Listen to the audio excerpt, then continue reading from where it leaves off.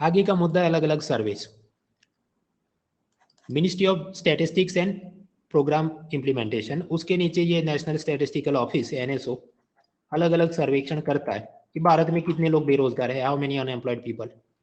तो ये राजीव गांधी, इंदिरा गांधी, मनमोहन सिंह के टाइम में क्या चलता था, ऐसे सर्वे का नाम था क्वीनक्वेनियल एम्प्लॉयमेंट एंड अनएम्प्लॉयमेंट सर्वे। मतलब क्वीन बाई एनियल तो दो हो सकता है, तो क्वीनक्वेनियल मतलब वो क्या 5-5 साल पर होता था। ऐसा सर्वे लास्ट में 2011 में हुआ था, फिर इसको बंद कर दिया। तो अब नया क्या होता है, अब सरकार करवाती है पीरियोडिक लेबर फोर्स सर्वे, यानी PLFS, आवधिक श्रम बल सर्वेक्षण। एनुअल, सालाना होता है, 2017 से शुरू हुआ। Urban area covered, rural area covered, agriculture covered, non agriculture covered, मतलब सबके सब वर्कर्स कवर हो रहे हैं। अब ऐसा उन्होंने शुरू जो किया, तो सबसे पहले मैंने आपको बताया 2017 ऑनवर्ड्स एनुअली कर रहे हैं। तो मतलब 2017-18 का जो डेटा होगा वो 2019 में रिलीज किया, उस हिसाब से समझो एक एक साल, दो साल के लैग से वो डेटा रिलीज हो रहा है। और ऐसा तीसरा रिपोर्ट, एनुअल रिपोर्ट जो आया 2021 जुलाई में, उसमें कहाँ तक का डेटा कवर्ड है, जुलाई 2019 टू जून 2020, मतलब फाइनेंशियल ईयर के साथ सिंक नहीं है, ये इनका अलग चल रहा है। अब ऐसा जो एनुअल रिपोर्ट है उसका एनुअल ट्रेंड हमें थोड़ा बहुत पता होना चाहिए, और वो मैंने हैंडआउट में आपको दिया है। अब ये लोग तो क्वार्टरली डेटा भी निकालते हैं। क्वार्टरली डेटा का मतलब क्या, सपोज देयर इज 1 ईयर जिसमें 12 महीने होंगे, तो उसके आप 4 क्वार्टर बना दो, तो हर क्वार्टर में कितना, 3 हाँ, तो October to December, January to March, April to June, ऐसे हर क्वार्टर में क्या ट्रेंड था, एम्प्लॉयमेंट, अनएम्प्लॉयमेंट वगैरह, वो तो रिलीज करते रहेंगे। क्यों करेंगे भाई, उनको सैलरी मिलती है, ये उनका काम है NSO ऑफिसर्स का।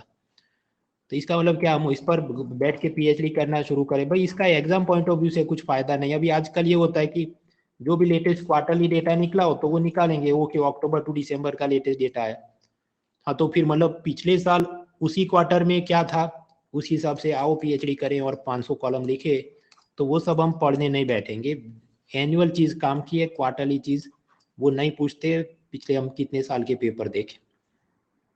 तो don't waste time in that.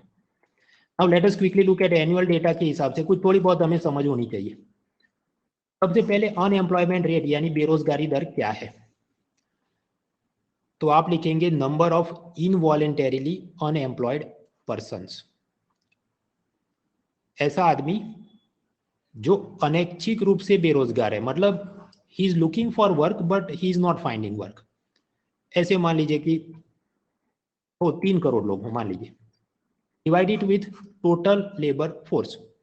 Total labour force में कौन आएगा, ऐसे लोग जिनके पास नौकरी भी है और ऐसे लोग जो इनवॉलेंटरीली अनएम्प्लॉयड है, मतलब बेरोजगार है, अपनी मर्जी से बेरोजगार नहीं है, उनको चाहिए नौकरी बट वो मिल नहीं रहा है। तो सपोज ऐसे हो आपके पास 100 करोड़ वर्कर्स, जिनके पास कुछ ऐसे हैं जिसके पास जॉब है और कुछ ऐसे जिनके पास जॉब नहीं है।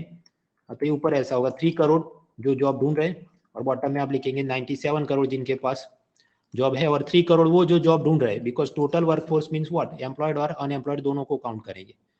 हाँ, तो इसका फिर आप जवाब निकालो जो भी है, मान लीजिए 3%, तो हम कहेंगे 3% इज द अनएम्प्लॉयमेंट रेट। हाँ, तो बस ये सब दिखाया जाता है ये पीरियोडिक लेबर फोर्स सर्वे में। अभी जो लेटेस्ट डेटा आया, लेटेस्ट डेटा कब का आया, 2021 जुलाई में जो लेटेस्ट एनुअल रिपोर्ट आया, उसमें डेटा तो इधर का है, जुलाई 2019 से जून 2020 तक का।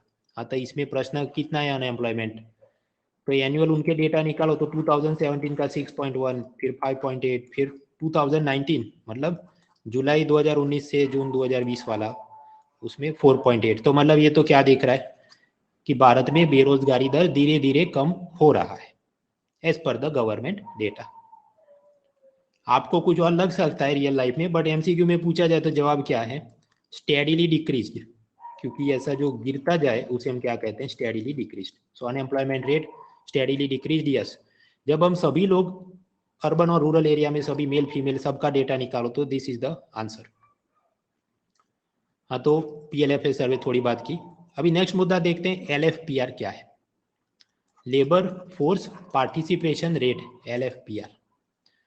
श्रम बल भागीदारी दर, वो ऐसा है कितने लोग रोजगार कर रहे हैं। मान लीजिए अमिताभ बच्चन, यस, अभिषेक बच्चन है, वो कबड्डी की टूर्नामेंट की वो सब लीग चलाता है वगैरह, प्लस कितने लोग अनैच्छिक रूप से बेरोजगार है यानी काम की तलाश में है। In other words, suppose the wife Jaya बहादुरी सेज कि मैं नौकरी नहीं ढूंढ रही हूँ या मुझे कुछ काम नहीं करना, आई एम रिटायर्ड, तो हम उसको यहाँ पर नहीं गिन रहे ऊपर के आंकड़े में। ऊपर मैंने क्या लिखा इधर पढ़ो, number of employed people plus number of involuntarily unemployed people, मतलब जो खुद से ही काम नहीं करना चाहते उनको हम ऊपर नहीं लिखेंगे। Suppose this gentleman is doing some college study और वो नौकरी नहीं ढूंढ रहा तो हम उसको नहीं गिनेंगे। तो ऐसा करते करते आप ऊपर कुछ लिखो, मान लीजिए 5 करोड़ है, and divide it with total population कि बच्चे बूढ़े जवान नौकरी कर रहा है वो भी नहीं कर रहा है वो भी सबसे, मान लीजिए ऐसे 100 करोड़ लोगों, एंड टाइम्स 100 क्योंकि परसेंटेज में जवाब चाहिए तो जो जवाब आए सपोज 5 तो उसे हम क्या कहेंगे, that is labour force participation rate, श्रम बल भागीदारी दर। अब ये तो हुआ कि मेल प्लस फीमेल सबका कंबाइन हम बोल रहे हैं यहाँ पर LFPR।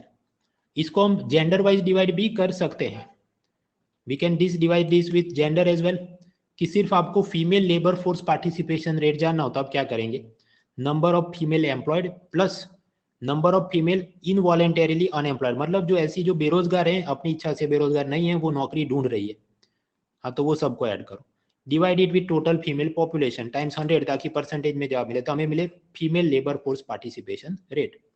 उसी तरह मेल वाला भी आप निकाल सकते हैं। ज्यादा हालांकि फोकस किस पे रहेगा, ये सब UNDP के ह्यूमन डेवलपमेंट इंडेक्स वगैरह में they will focus on female labour force participation क्या है, उस हिसाब से जेंडर इनइक्वालिटी क्या वगैरह वो कुछ ढूंढेंगे। The next topic is female labour force participation rate. आसान भाषा में कहे तो कितनी महिलाएं रोजगार कर रही है, number of female employed plus कितनी महिलाएं रोजगार की तलाश में हैं, female involuntarily unemployed, divide with total female population. अभी गौर कीजिए, ये सब लेटेस्ट वाले सर्वे से डेटा है। 2019 के अंदर फीमेल इन अर्बन एरिया, उसका जवाब हमको मिले 18%। अब वो देखिए 2019 में फीमेल इन रूरल एरिया जवाब मिलता है 24%। तो प्रश्न ये होता है कि शहर में तो लड़कियां और ज्यादा पढ़ी लिखी होती है तो उनका लेबर फोर्स पार्टिसिपेशन रेट कम क्यों है, और गांव में तो कम पढ़ी लिखी होती है तो उसका क्यों ज्यादा है। बिकॉज अब सोचो suppose this is a city girl और वो कोई पोस्ट ग्रेजुएशन MCOM MSc कुछ पढ़ रही है तो वो अभी जॉब ढूंढ नहीं रही है because she is doing higher education, तो उसे हम टॉप पोर्शन में न्यूमरेटर में नहीं गिनेंगे, क्योंकि न्यूमरेटर में हम क्या लिखते हैं, female employed plus female involuntarily unemployed. ये तो इनवॉलेंटरीली नहीं, ये तो खुद सी अपनी मर्जी से ही वो तो नौकरी नहीं करे, उसको आगे पढ़ाई करनी है, तो मैं नौकरी की तलाश नहीं कर रही हूँ इसलिए मुझे उधर ऊपर नहीं गिना जाएगा, उसे नीचे गिना टोटल फीमेल पॉपुलेशन में वो होगी। हाँ तो ऑब्वियसली एज अ रिजल्ट आप पाएंगे कि अर्बन एरिया में labour force participation of women seems to be less. Rural area में तो हाँ वो गरीब घर में हो तो कहीं मजदूरी करे वगैरह, मनरेगा जॉब में जाए, कुछ रोड कंस्ट्रक्शन वर्क। सपोज ये दूसरी लड़की है कि वो काम ढूंढ रही है तो मतलब वो इनवॉलेंटरीली अनएम्प्लॉयड है तो उसको भी ऊपर गिनेंगे वगैरह। So that is the number. फिर अर्बन रूरल दोनों को कंबाइन करें तो दिस में be the number sufficient to know mains answer writing में कुछ कि इट इज लेस देन 25%, जबकि आप नॉर्वे स्वीडन वगैरह में जाए हो सकता है 60% से ज्यादा हो, मतलब वहां तो जितनी भी एडल्ट वीमेन है all of them are either working और लुकिंग फॉर वर्क वगैरह, तो वहां पर जेंडर एम्पावरमेंट और वो सब ज्यादा है क्योंकि उनके पास नौकरी पैसा है वगैरह। हाँ तो MCQ में इधर से कुछ अजर्शन रीजनिंग टाइप के सवाल निकल सकते हैं क्योंकि पिछले 2 साल से इकोनॉमिक सर्वे ऐसा हाईलाइट कर रहा है कि रूरल अर्बन एरिया में लेबर फोर्स पार्टिसिपेशन कम है और उसके ये कुछ कारण। हैंडआउट फ्री हैंडआउट जो मैंने इसका बनाया वो टेलीग्राम चैनल पे भी डाला है, वेबसाइट पे भी मिल जाएगा, उसमें ये सब है, आराम से पढ़ लेना। हर चीज में मैं ऐसे अंडरलाइन करके सब नहीं पढ़ाऊंगा, 40 मिनट का वीडियो उस चीज में नहीं खींचना, जो जानना था हमने जान लिया।